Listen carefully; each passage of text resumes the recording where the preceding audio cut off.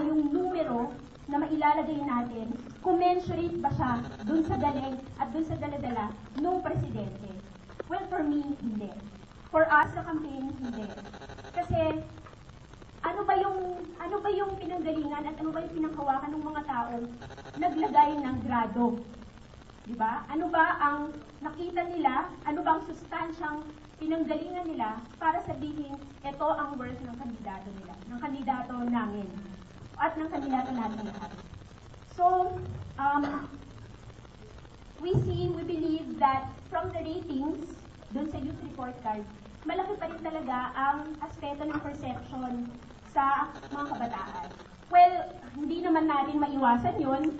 Araw-araw tayong binablast ng media, kahit saan ka pumunta, kahit sa mga hindi at sa mga ipinagbabawal ng mga poster areas, nandun silang lahat, nakasabit sa puno, nakalagay kung saan-saan. Di ba? Parang, of course, kung sino yung nakikita mo all over the place, yun yung akala mo, yun yung may worth. When in fact, when you look deeper, dig deeper, hindi rin. So, and at the same time, I'd also like, we also question, ano yung basis nung pag sinabi mo, mahina si Nicanor Perlas sa employment, mahina siya sa education, mahina yung track record niya sa ganito sa ganyan. Bakit? Ano bang track record talaga ang basihan? Ang track record bang tinignan nila ay yung track record sa gobyerno? Well, for one, malamang wala si Nick doon. Kasi hindi yun ang track record niya.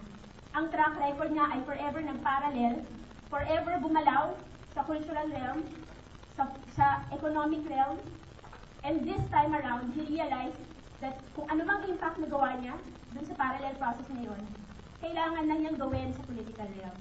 Kaya siya actually sumabak. Kasi at the end of the day, kahit gaano kagaling ginagawa mo sa kultura, kahit gaano kagaling ginagawa mo sa ekonomiya, kung yung mga leader ng bansa, binablock yung mga magaganda mong initiative, sayang. How can